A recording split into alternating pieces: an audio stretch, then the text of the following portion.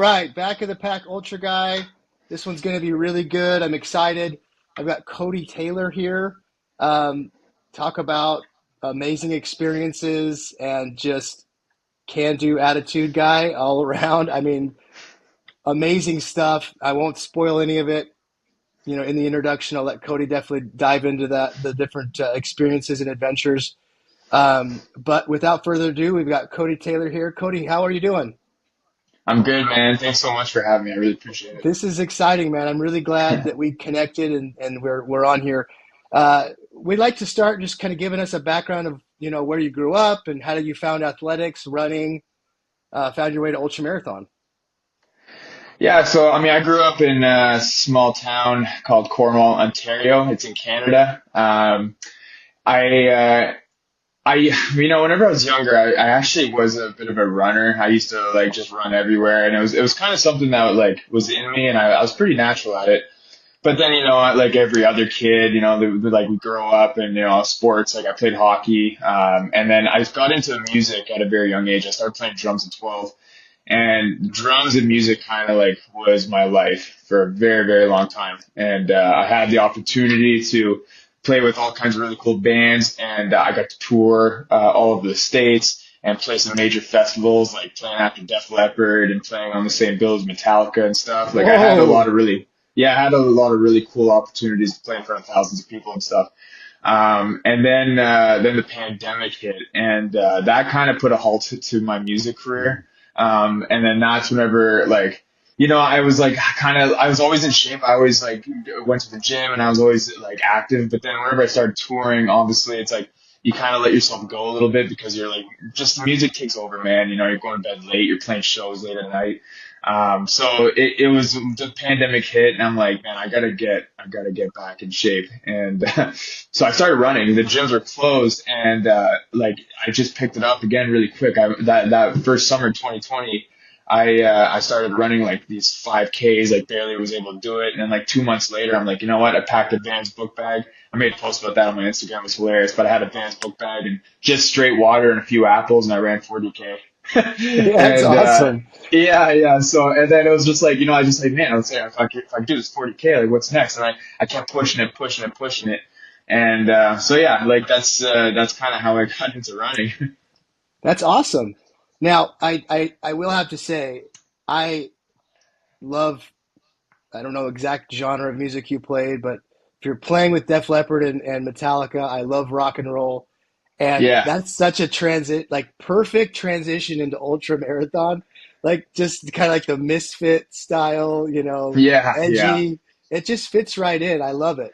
So yeah. how old are you at this point? Like 2020, you start picking up running again. About what age? Yeah, I would have been around 27, 26, Right on. 27. Yeah, Awesome. yeah.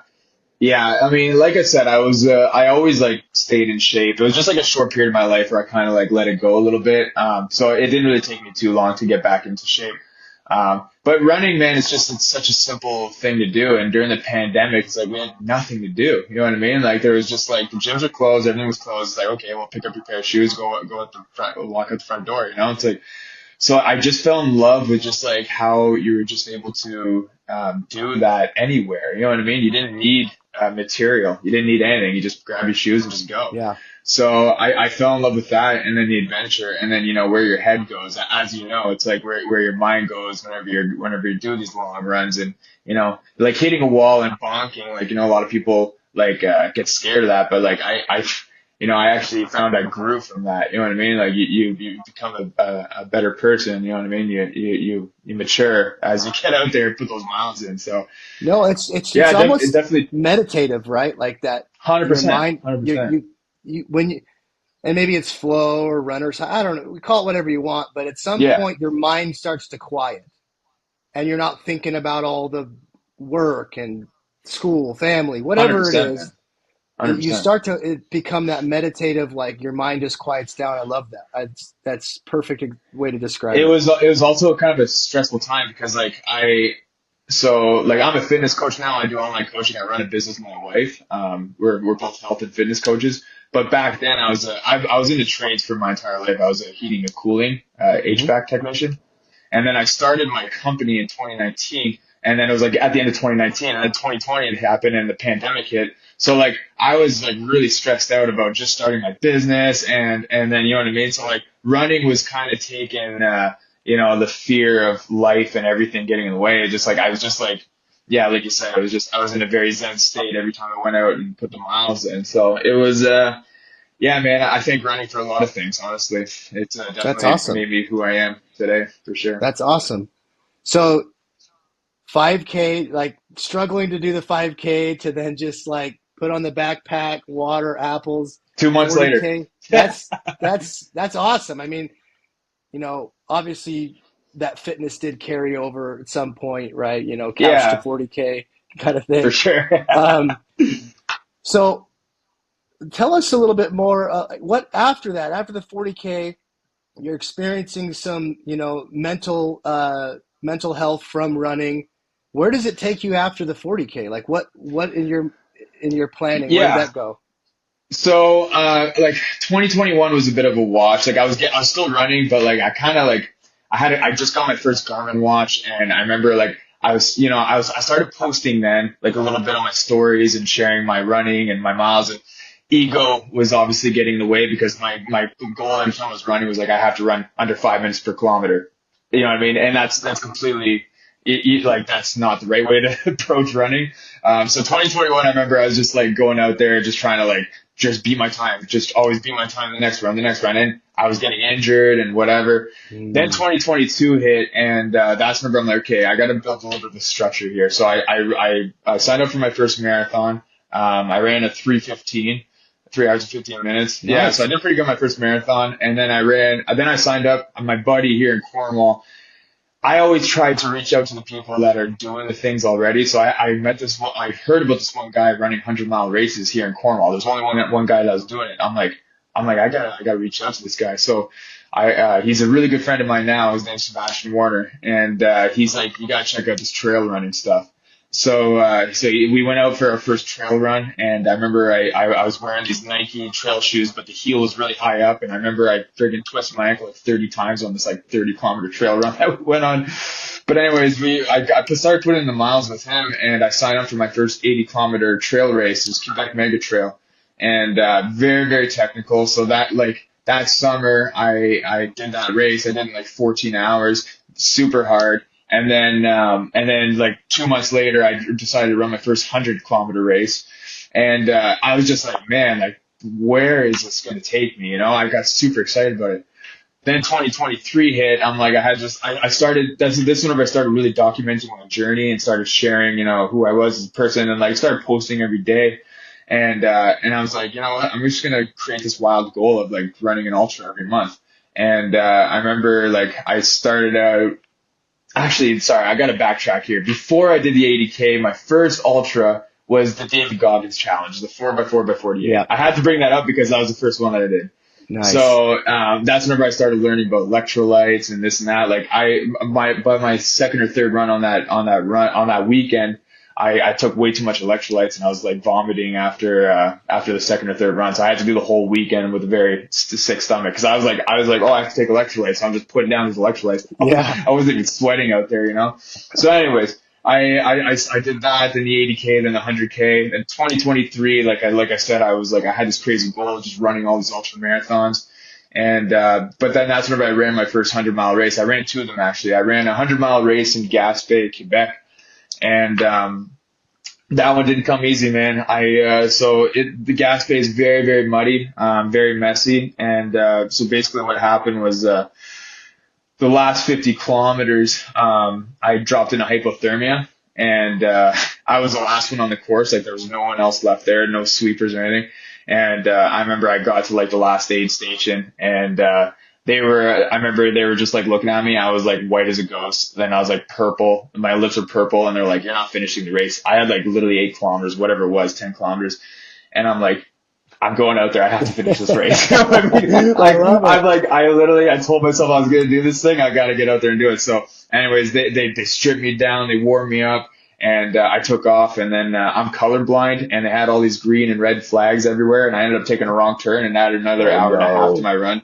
So, Oh, then 2 months later, I did the Bromont Ultra. It was a 100-mile race, and it was nasty weather again. But I learned from my experience in Gas Bay, and I packed really warm clothes. And there was 121 runners that entered the race, and I came 16th because so many runners dropped out. Man, like it was just such a wow. nasty weekend, and I just kept going one foot in front of the other. I'm not fast by any means, but I won't quit. You know what I mean? And like I have this endurance where I just could keep going for days. Clearly. So 2023 was like where I learned a lot. And then at the end of 2023, I ran the Atacama Desert with my coach Ray Zahab. And whenever I did a big like a multi-day expedition with him, and that's when he told me about the Bruce Trail.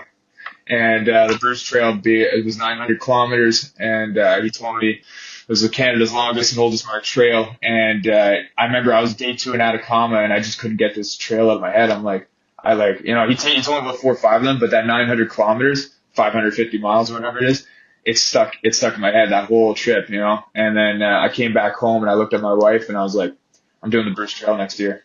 I had no experience. Yeah. I've never did these. I've never even tented out. I never did any backpacking trips or anything. And I'm just like, my coach is like, he told me, he's like, you don't have any experience doing that. He's like, yes, you should be doing this 2 years from now. I'm like, you don't know me. Like, I'll make sure I get the experience to get it done. So yeah, I love it. So yeah, man. I'd like to spend some time on the Bruce Trail because that's amazing. But it, the lead up is really awesome because a lot of people, dip their toe in. They start out with a shorter trail race, and then they get the kind of the bug, and then they start to level up over time. Your trajectory is just like whoop, like straight up. It I really love it. was, man, and that's why I think I fell in love with the sport of running so much because you know what, like I'm not a very talented person by any means. Like everything I had to do in life, everything I did in life, I worked really hard for. Like even my music career, like my drumming, like I was not a gifted musician. I had to work my ass off for it, and I said no to parties, I said no to friends and family and to go rehearse in my basement by myself, on weekends to get to play that 30-minute show, you know what I mean? Like so much prep work for that show. And then whenever I got into running, it was just like, man, like, like this was really coming naturally. You know what I mean? Like it was really something that like I just was like, I'm actually decent at this. So it's been a really fun journey because like I love the sport, I love the adventure, and it's like it's actually something I'm a half decent in. Right So on. Well, yeah. thanks for giving a little bit more context to that. But so around the Bruce Trail, I'm an ignorant American from Phoenix, Arizona. Paint me a picture of what the Bruce Trail is.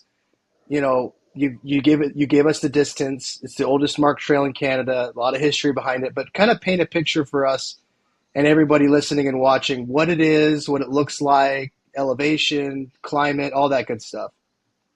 Yeah, so I mean, it runs from Niagara all the way to Tobermory, and it's pretty wild because like there's sections where if you look on a map, it's like, oh, it's running in the middle of the city, but it's not. It's like a big like mountain like this that comes up through the city, and the trail runs like almost right through the city in certain areas, but it's extremely rocky, tons of climbing. I got about 6 to 8,000 feet of climbing every day.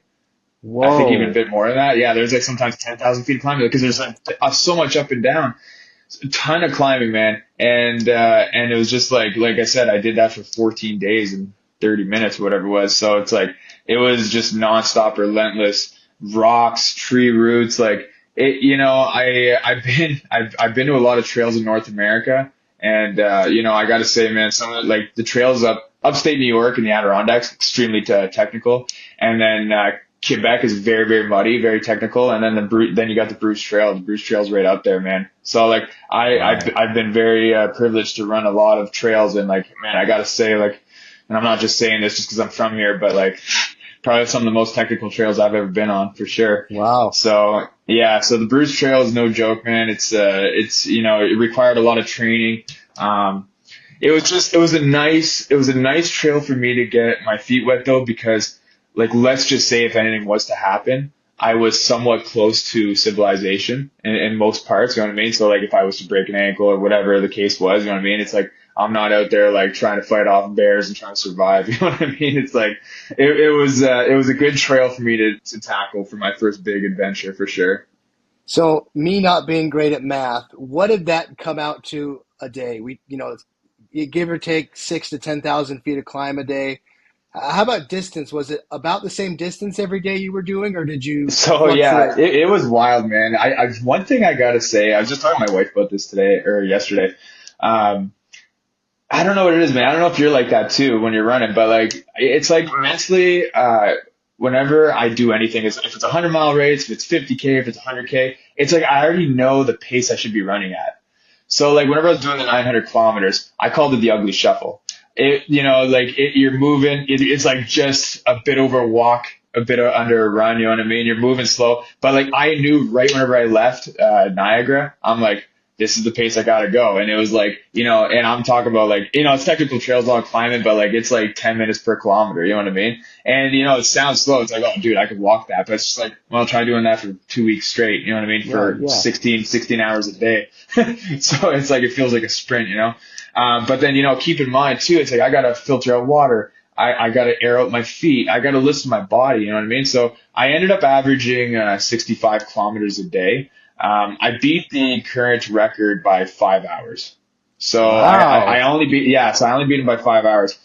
The whole story is gonna get crazy too. So Well, there's a lot of things that happen. I definitely want to hear about all the Yeah, crazy stories, but I wanted to touch on something real quick. yeah. I read a book. Let's be fair. I listened to a book. It's called Brave Athlete, right? And it was this sports scientist guy was married to a triathlete, and he's like the brains, figuring out why these athletes do what they do and why the brain is doing what it does. And I'm going to get this completely wrong, but the essence of it was your mind will calculate what it needs to do based on what you're putting in front of it. So it's like 100 miles. Your mind goes, this is the pace. This Yeah, is what we're going to do. It's weird to say that, but I know what you mean because yeah. I'll start out in an event or a longer run, whatever, training, whatever. And the second I start going too fast, like it's almost like an alarm bell. It's like, nope, I know. no, no, no, no. We have calculated the amount of output, but it's all happening, subconsciously almost, I know, and right? it's wild. So I've really never ever heard, and I'm sure that people have, but I've never heard anyone speak to it like that, where you just knew, oh, Yeah. this is my pace. Like your brain was like, this is what we're I'm doing. I'm This is how happy. we're gonna. I'm happy. I'm happy you're able to relate to that because like I just didn't understand if it was just like me, like that had this some sort of superpower or what. You know what I mean? So, It's like but he described it as our brains calculating how to keep us yeah, alive and how to yeah, manage the output. So yeah, so I don't want to get too sidetracked on that, but I'd love to dive more into this because this multi-day stuff has always fascinated me. My dad loves through hiking, so I grew up hearing all about the Appalachian Trail and yeah, the Pacific Crest Trail, and I've done parts of the Pacific Crest Trail with my dad on an event up in Oregon. And just watching the through hikers, it's always so fascinating to me. You're definitely moving a lot faster and further than most through hikers do on a daily basis, obviously. But I'd love to hear more about the day to day, eating. Were you stopping to eat? How were you sleeping? Did you have a sleep system, or was it just kind of a pad you put on the ground? I'd love to hear more about the details of yeah. day Let's to dive day. into it. Let's dive into it. So, like I said, dude, it was all this whole sport was new to me, right? So I was very lucky to have my coach Ray Zahab. Do you know Ray Zahab? Yeah, you gotta search that guy up. He's a Canadian legend. Like Right on, right he's on. he ran the Sahara Desert. Like Matt Damon produced a movie on him and stuff. Like I've seen that. yeah. So Ray Zahab's in that Wow! movie, running the Sahara. Yeah. So like Holy he's my coach. cow! Yeah. So That's he lives in awesome. Gatineau. He's only like an hour and a half away from me. How And awesome! so I really had a good coach that was kind of like backing me, and he's honestly we're really good friends right now. He actually wants to like partner up with us in our business and stuff. Like we're really tight now, and it's awesome.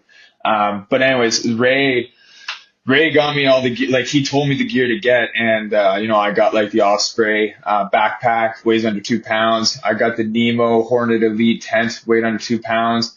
I got the sleep system I had. I just literally used like one of those closed cell mats, and then like a really really thin like yoga mat almost. So I didn't have like a blow up like mattress or anything. So it was like really hard, But like when you're out there for that long, you'll sleep on anything basically. True. Sleeping bag will like could hold it like it was like the palm of my hand. You know what I mean? Like everything was Wow. super lightweight.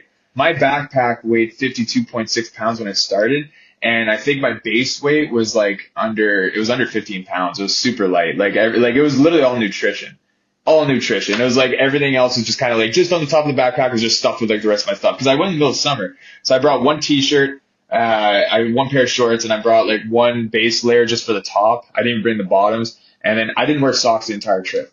So I don't Interesting. wear socks. I don't wear socks. I wear these shoes called Norda. They're a Montreal-based company. They're Dyneema shoe, so like they do not rip. They're very very tough trail shoe. Probably the best trail shoe honestly on the market. I really like them. Shout out to them.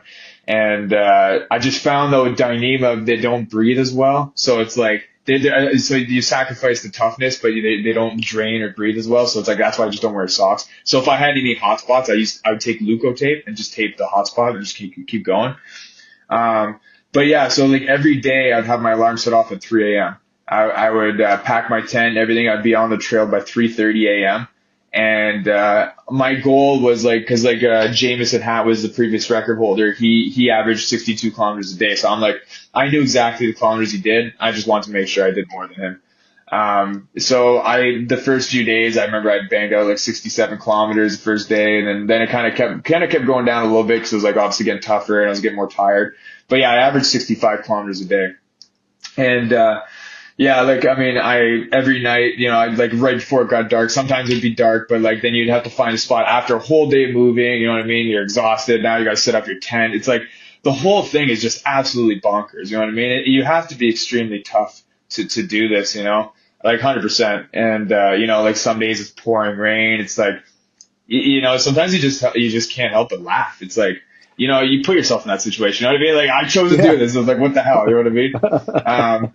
But like there's a lot of moments too, and that's what I was saying to Franny. It's like how hard is it though? You know what I mean? Like I'm just exploring this beautiful country with my own 2 feet. It's like people that go to war and fight for their country, like that's hard. You know what I mean? I kept telling myself that. I kept saying the couple lines in my head, and I'm just like, or you know what I mean? Getting sick, getting cancer, like that's hard. So it's like I just kept telling myself, and just whenever I do these things, these big adventures, I'm just extremely positive. Like I was pretty lucky. Like I did have CBC talk about my story and stuff. So like whenever I was in the Toronto area, like there was actually a lot of people that would like find me on trail Hmm. and, you know what I mean? Ask to take pictures of me and stuff with me and stuff. And that's what everyone's telling me. It's like they couldn't believe how much I was smiling. And, I will say right now too, like none of them paced me. I made sure like there was a couple guys that were like, oh yeah, I'm here to run with you. And I would have to stay right there. I'm like, I can't let you pace me because it was unsupported, right? Right, right. So, so I would literally just stand on trail, and it was only like the first bit of the run. Then like throughout the middle of the journey, like I didn't see anyone for days, and then towards the end of Tobermory, I started seeing a couple more people that started recognizing me again. Like the whole story kind of really took off, and it was really fun. It was really a cool experience. Yeah, I don't know. It's just wild. Like, you go all day long and then all of a sudden you see like one random guy. Cause I had a GPS, I had a Garmin InReach on me and I did share it on my Facebook and stuff. So I had some random people just kind of come out and come see me. So it was fun, man. Yeah, yeah. Did So you did you anyways, encounter any other people on the trail, like coming the opposite direction, or? not, man, that's the thing. That's what's so crazy about this trail. So like the Bruce Trail is so well marked, so well maintained. But dude, I would go like hours, like 6 to 8 hours, sometimes 10 hours without even seeing anyone. Like it was just Wow. like me by myself. Like, I'm just like singing along. Like, it was, one thing that I found with this trail too, like I don't know, I always took pride about like not crying and stuff in life, and I know it's kind of a stupid thing to say, but like then I got on the trail and I'm like, I couldn't help myself, man. I cried every day and I laughed and I was like, there was a couple days where I had panic attacks. Like I just felt human out there. You know what I mean? And that's why I loved the adventure so much. Just like, you're just so focused like on doing the one thing and one thing only. And, there's no distractions. You don't have your cell phone out. You're not distracted by, social media or anything like that. It was a beautiful experience, man, honestly. I want to pause real quick there, if that's okay. That to me is so insightful what you just said, because you're talking about doing this all by yourself. You didn't have any pacers. You didn't know anybody. You have no support. I can't imagine the amount of mental strength, one, but the amount uh, of comfort you would find with yourself. And in our world today, no one really does that. I'm not saying I do it, but just hearing you talk about you're experiencing every emotion while you're out there every day, it must have been so amazing to like really get to the raw Cody. You just get down to the raw Absolutely, man. who I am, and that must have been so. I imagine it would be peaceful. I mean, maybe not the panic attack, but No, just no. become really peaceful where it's like, wow, learning really about who you are as a person. Yeah, like literally, man, I have goosebumps right now, just thinking about it. Like it was an experience I'll never forget. And, like, that's why and now I'm chasing it. You know what I mean? It's like, I'm going to do another big trail this year, and, it's never been done Right unsupported. And I on. just got to go out and set the FKT. And, I'm just looking forward to it, man. My goal going forward is just to do one big adventure, one big expedition every year. Like that's the goal, because it's just like, I like having something to train for. It keeps me disciplined. It keeps me honest. And then you get out there and you do the trail. It's just like, that's why we train. That's why we're putting all this work in. You know what I mean? So it's like, if I was to recommend anything to anyone that's like wanting to get into a fitness journey or the running career, it's just like, sign up for something, like if it's like, I don't know, like a CrossFit Games or whatever. It doesn't have to be ultra running. It could be anything, it's like, just sign up for something. And I could promise you, like, that's going to keep you motivated to keep going and keep training and keep pushing yourself. So that's That what I found. That's what helped me. Like, no, I couldn't agree more. I've gone through stretches where, like after I did Cocodona, I was just like, I didn't even want to look at races. I didn't want to think about anything.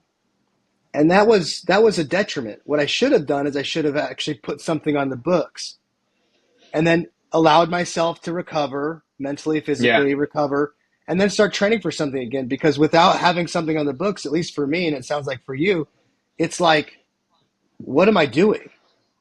What? Not to mention my dude, wife was you like, know what? A year happens like this. Like, I feel like I just yeah, did the Bruce Trail like yesterday, and like now I'm already full force of my training. Going out in a couple months from now, I'm gonna be going out and doing the next big trail that I'm doing. It's like if you don't put it on the books, it's just like a year is gonna go by, then another year is gonna go by. It's just like, so it's, yeah, it's man, it's just you just gotta kind of have to roll with it. And it just, yeah. I mean, it's not for everyone, man, but like for me, it's like life's short, and I'm turning 33 this year, and I'm like kind of I feel like in my prime right now with my endurance and stuff. I'm like, I gotta push, man. I gotta do these things if I want to, create that legacy. You know what I mean? no, Create that story. I think it's awesome. I mean, it's Yeah, even if it's just for you and your family. I mean, the amount of absolutely, strength, man. the amount of strength you're gaining personally as a human being, and uh, Absolutely, what that translates into your family dynamic. Tight knit family, and extends out to people you're coaching, people that you're around. I mean, that's huge. It's a huge resource that you can draw from and share with other people. Um, absolutely, man. so uh, you've got this other event coming up. Anything in between? Are you're just focused on that style of training for that particular event, or have you signed up for any races, or is your coach like, No, nope, this is I'm you're doing just this? yeah, I'm kind of all in at whatever I'm doing, right? So, yeah, like I just. For me, man, the races, like, I just find, like, I'm not going to be hitting podium. You know what I mean? I was doing pretty good in the races. I was always hitting like top 10, top 15%, but I'm not hitting podium. And like, for me, like, if I'm going to do something, I want to succeed in it. You know what I mean? Like with the music, it's like I had the opportunity to play in front of thousands of people, like to a lot of people, like that's making it. You know what I mean? And then my last band, we got signed to a major label, like, to a lot of people that's making it. So it's like I'm always trying to like really make sure I put everything I have into whatever I'm doing and make sure that I succeed. You know what I mean? I mean, that's the end goal anyways. Like I know that we're gonna fail at some point, like it's just how life goes, but you know what I mean? I'm really trying to put my best foot forward and try to succeed at whatever I'm doing. So, like I said, the races were kind of a good way to get me into this whole endurance game and checking out this sport of ultra running and trail running. But then, yeah, like I said, my coach, he's the one that told me that. I was in Atacama. He's like, you're not going to win these races, man. He's like, your race days are kind of over. Like you become the fastest runner. It's like, that's kind of out of the picture now. So it's just like, you should check out these unsupported adventures. That's So, awesome. yeah, yeah. So, anyways, I did want to. So the Bruce Trail, the story's not done. The whole story gets a little bit crazier. So, so what happened was I packed 13 days of nutrition, and the whole expedition took me 14 days and 30 minutes. I actually went to a 15th day. So I get into Owen Sound, and I'm 240 kilometers away from finishing the run. And this is the most technical part of the whole run. There's rattlesnakes out there. There's like, it's so much climbing, way more rocks. Like it's all rock. It's not just like, you know what I mean? Like, soft ground stuff. It's very, very hard. We called it, me and my buddy and I, cause we scoped out Toba Mori before I did it. We called it cheese graters. Like it basically just wrecked your feet. So anyways, I got in Owen Sound, and I remember I was like kind of getting to the tail end of that night, and I called my wife, and I started panicking. I'm like, I'm running out of food. Like, I don't know what to do here.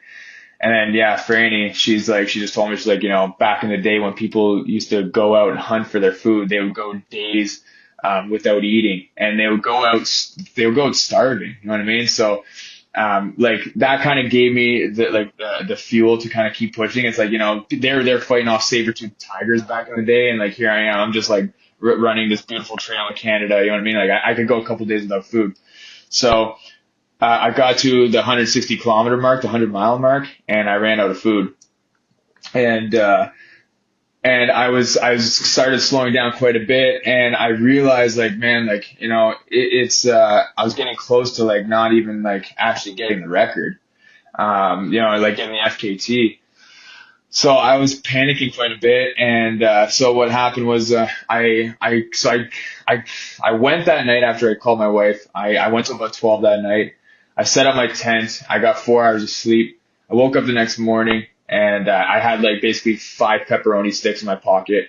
And I remember I was just moving all day long very slowly, and then I pulled my first all-nighter. And that first all-nighter, I was moving very, very slow. I thought I was in a ton of pain. I was like, my feet were killing me. And then I went in through the whole night. Then the sun started coming up, and I started taking these like dirt naps. And what I would do is I put my phone on my chest, and I would set the alarm for 10 minutes, and I'd wake up with 5 minutes left on the alarm every time. Like I basically take like a 4 or 5 minute nap, and then I'd be up and at it, and then I'll keep going a couple lot more hours, and I'd do that again. So I did that for a good chunk of the morning, and then whenever the sun came up, it kind of gives you life, so you keep going. And I was really getting slow at that point. Like I thought I was moving quick, but I was going really slow. And then I got into Toba Mori, and then this is now the most technical section of the Bruce Trail, and I think like 35 kilometers left, and it was like around 5 p.m. And it doesn't sound like a lot of miles, like a lot of kilometers, but I'm like, I gotta get to the end here. And it's like now it's crunch time. You know what I mean? And I remember I'm moving, and then all of a sudden it starts getting a little bit dark. And like this is what was scary, because like if you look after our talk here, if you look at Toba Mori, you're gonna see like it's all rock cliffs. And, the whole trail, basically, whenever I was navigating at night, I was able to see the trail blaze on the tree. So I'm having my head torch on. You're able to see the trail blaze. You can see the trail. You're good. But now in Toba Mori, I haven't slept. I haven't ate. And the trail blaze is on the ground. I'm navigating through these rock beaches. I'm navigating through these rock cliff edges where it's like if I take a right and I fall 200 feet, I'm going to die over here. And I'm like, you know what I mean? There's rattlesnakes all on my left. It was absolutely insane. It started getting dark the second night, and I haven't slept yet. And my vision started closing, and I started panicking. And I'm like, I had 2 panic attacks. One was day 7, the middle trip, and I called my wife in the morning. She helped me out. It was all good. then the second panic attack was like right before I was done. And it was like one of those moments where like, okay, what are you gonna do, Code? You're gonna set up your tent, you're gonna take a 4 or 5 hour nap, not get the FKT, or are you gonna power through? So I powered through, and I remember like I was really really hallucinating at that point. Like I was hearing voices. I thought I heard my name like Cody, like in the trees and stuff, and like I was seeing stuff like nonstop. It was so Oh, I wild. love it. And then I remember like I'm running, I thought I was flying out there, but it's like who knows what I was like out there, honestly. And then yeah, I finally make it. I remember it's like we're super technical. Then the last little section, you get to a little road, and then you see the northern terminus, and then my parents were there, and my wife was there, and it was 4 in the morning when I finished. And yeah, it was a 50-hour push, like 100 miles, 170K, and no food. So 170K, no food. Were you fat adaptive at this point, or do you think you just became fat adaptive, where your body just was like, okay, we're now just going to start eating fat? Yeah, Well, I've heard that you yeah, have to kind of like become fat adaptive before you could really yeah, train like yeah. that. Like if you look at one of the pictures of me, you'll see I lost like 30, 35 pounds, and that was like basically like from the last push. Like like I weigh 180 right now. I was like probably like 140 honestly when I just finished like that. And it was insane, man. Like I felt like I was getting fatter out there. Like I was eating so much, and like, but anyway, this is what was crazy too. My coach told me like first 4 or 5 days, whatever you don't eat, throw it out. So I went to day 7. I was still throwing out food because like I fattened up before I went on my expedition. I was throwing out big, high calorie dense bars, and I'm thinking to myself like, you know what? I should probably hold on to these, but I'm like, it's extra weight. Throw it out. Throw it out. Throw it out. Then I get to like grade day 10, day 11, like, oh God, like Yeah. I'm like this is not good. So yeah, I Can I get learned I that learned the bar hard way. back? Yeah, exactly. So yeah, so That's that's what. insane. So the whole expedition, you know what though, like I'm kind of happy in a way it happened because like the whole expedition went flawless. Everything went so well. Like it was honestly like I couldn't believe how well it went. There's a couple of bad days where I had bad weather. The odd I had my back chafe. Like I remember day 4. Actually, there's a picture like on my Instagram, but I had to apply this tape on my back because my whole back started chafing. I started losing Oh, my skin on my back on day 4. I went 14 days. So I ended up taping my back with this trail toes tape, and the trail toes tape, like I saw, I went the whole day, and it was like basically what happened on every day was like the last hour, my body starts screaming at me. Either it would be my feet, my crotch, my back. It like something would be like really like screaming at me. And that one night, day 4, I remember my back was screaming at me. I'm like, oh my God, like this is gonna be horrible if I'm losing the skin on my back. So I remember I took my shirt off, I set my tent up, I'm like stressing out, go to bed, wake up the next morning, my back's all nice and dry. So then I apply this tape. I tape my whole back by myself, and then the tape ended up staying on the whole trip.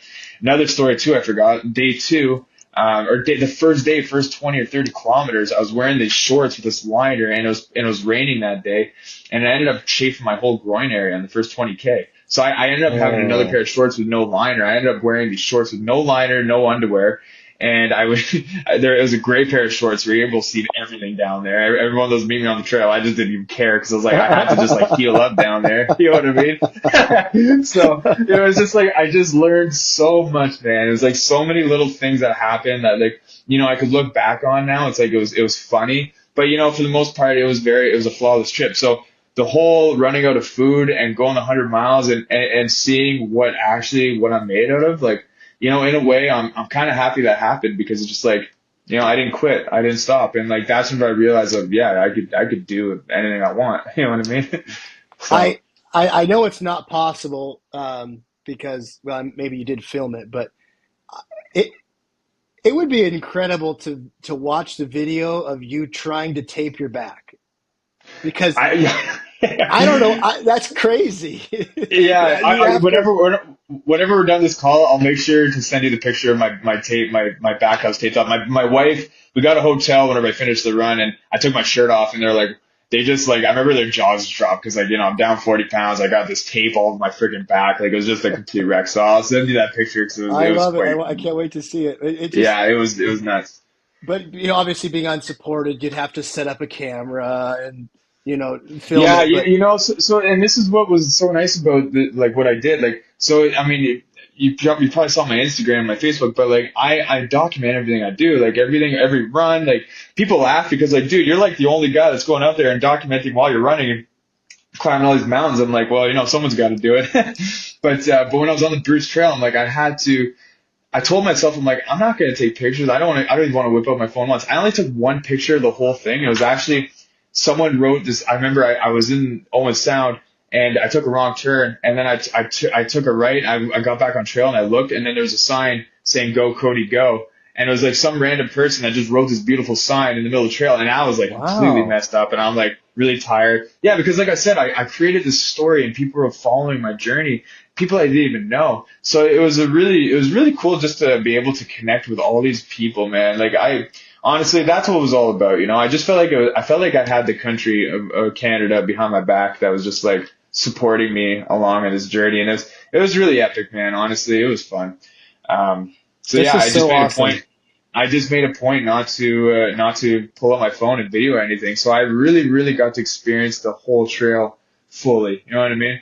Right. And yeah, honestly, it's like I still think about it all the time. Like it like it was months, man. Even still, I still go to bed and I still think about it and dream about it and stuff. So That's so yeah, cool. Like I said, I've grew up listening to my dad talk about Appalachian Trail and done some of these stints of these different trails like this. But it's always been so impressive to me when somebody dedicates themselves to do it, even just through hiking. That's just so impressive. They're like, I'm taking this chunk of my life and I'm going to just do this and I'm going to learn so much.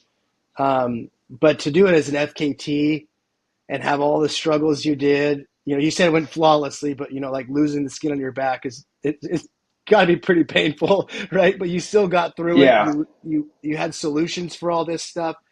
It's just so wild to me. Adapt, and overcome. I remember Yeah, whenever I that's was out there, I had my wife. I talked because I every day I would call my wife once there or twice. I would call right before I go to bed and I'd call around lunch. And I remember the whole expedition was like it was chapters, And that one chapter was called Adapt and Overcome. And I remember like for example, like my backpack, like it was a lightweight backpack, but like it was not it wasn't supposed to carry that kind of weight. And by day two, I remember I fell off this fence. I had to climb up over this fence and come down the other side, and I fell off the second step, and the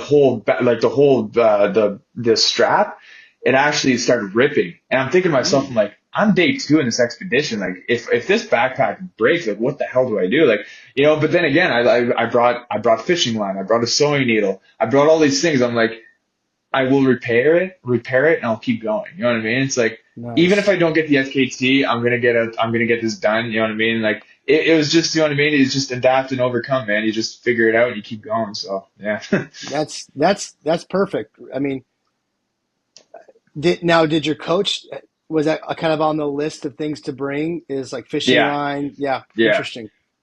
yeah. Well, It's like it's stuff that's just like.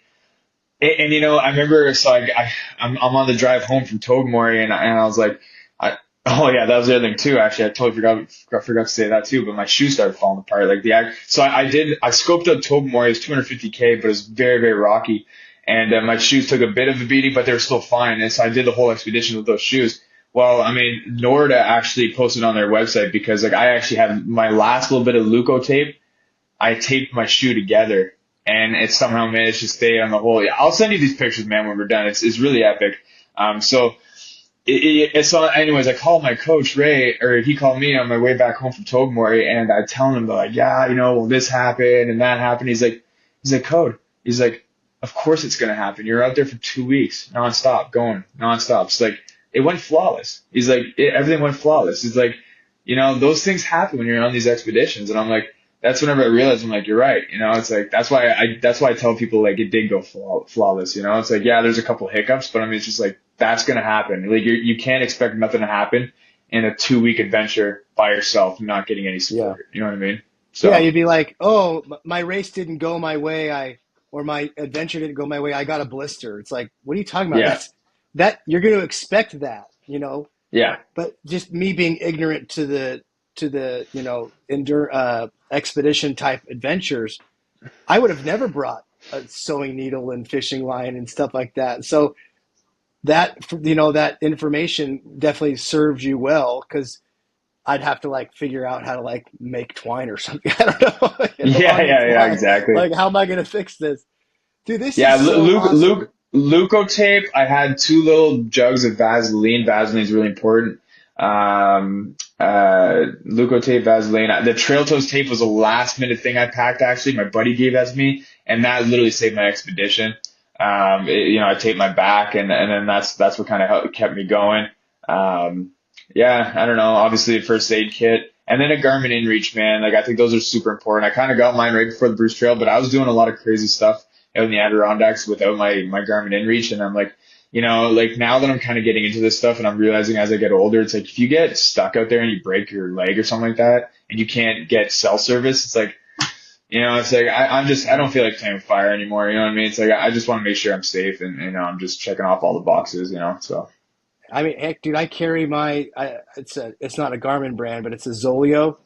yeah, I've I seen those. carry Yeah, my, yeah, satellite communicator. I carry it on trips with me in the car when I know that there's going to be large stints with no cell service.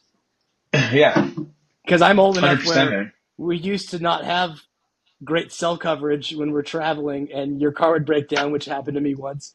And I had to flag a forest ranger down, and he had a CB radio, or else I never would have got out of there. So all those memories. It's like, yeah, carry if you have it, carry it with you. Why would you not? Like, 100%. I mean, stuff goes wrong, stuff happens, Yeah, unfortunately, and yeah. that's definitely a must have. Absolutely. Um, okay, so you've got something else planned. That's amazing. I can't wait to hear about it. Um, I do want to kind of transition into not away from the story, but kind of into a different way of looking at it. So,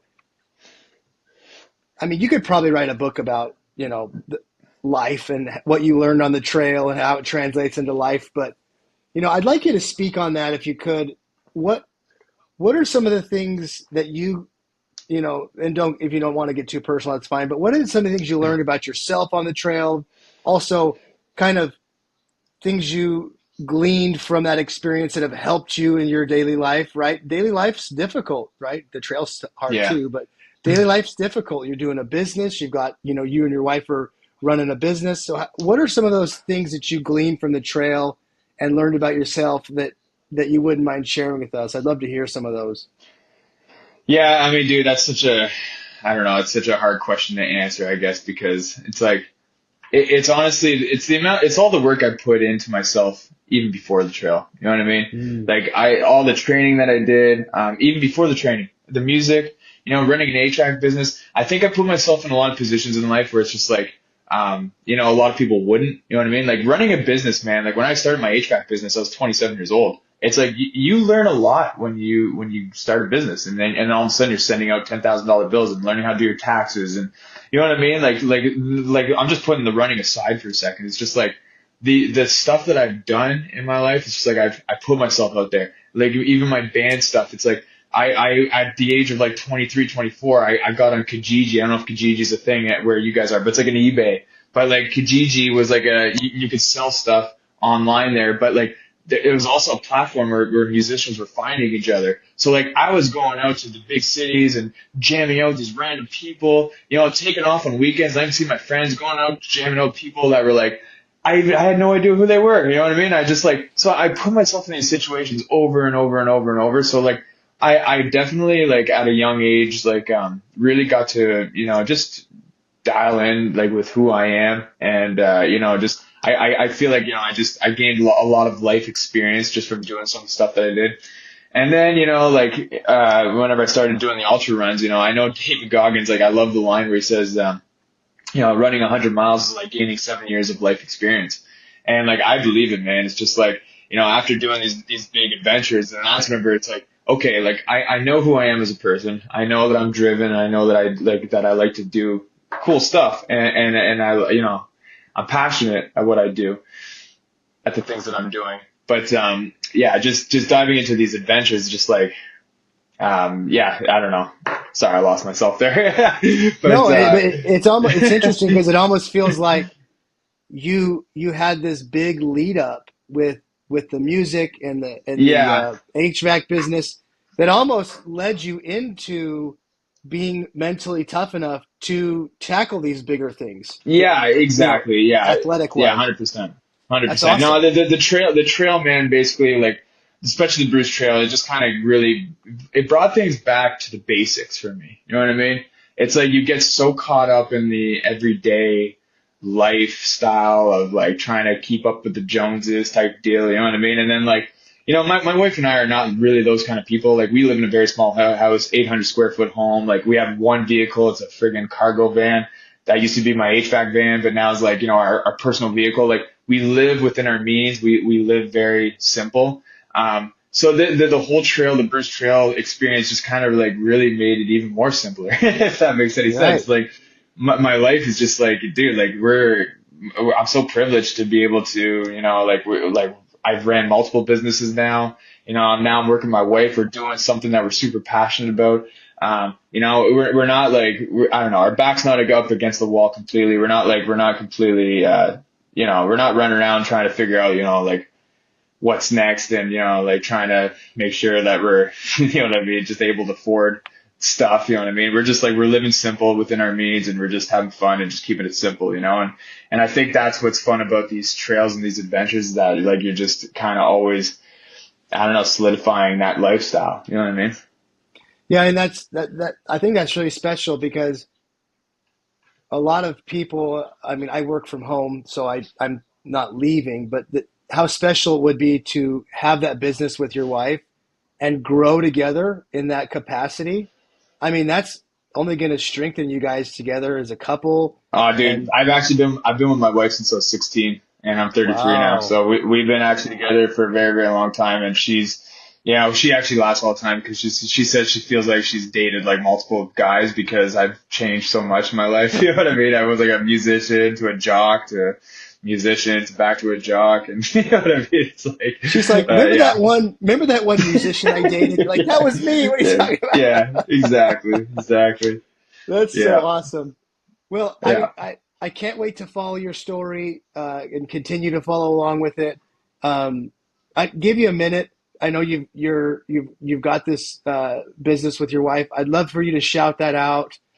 I don't think I have a lot of followers in Canada, but let's get that out to people in Canada. I want you to be able to shout that out. I definitely want to support you in any way I can with that because that's super important, No, I think. yeah, no, I appreciate it, man. Well, no, like my Instagram, like the personal is Cody Taylor Performance. The business is at Live the New Normal. But basically, like my wife's a nutrition coach. I'm the fitness coach. But like I help out ultra athletes. Like we build up their programs. We do like 16-week programs where we help people live their new normal. That's what it is, man. Like that's the whole concept. Like this is our logo right here. We actually own the logo too and stuff. So we have a clothing line too. It's try to like focus on community education and then coaching. You know what I mean? So we try to focus on those three things. And yeah, and just try to help people, man. Like that's like we're so passionate. Like whenever I got into running, it changed my life. You know what I mean? It made me a better person. It made me who I am today. So it's like for this to be my career now to help people live their new normal. It's like it's so epic, man. Like I just yeah. Sometimes I pinch myself every morning. It's like what the hell is going on here? You know what I mean? Like That is so awesome, yeah, man. I'm yeah. I'm It's fun. I'm I'm proud of you for doing that. I mean, not many people take the leap. So that's amazing. Hats tip to you for that. I mean, super incredible that you guys are doing that together. And I think what should be said is it's not like you guys are making widgets and selling widgets and then trying to justify, oh, we're helping people.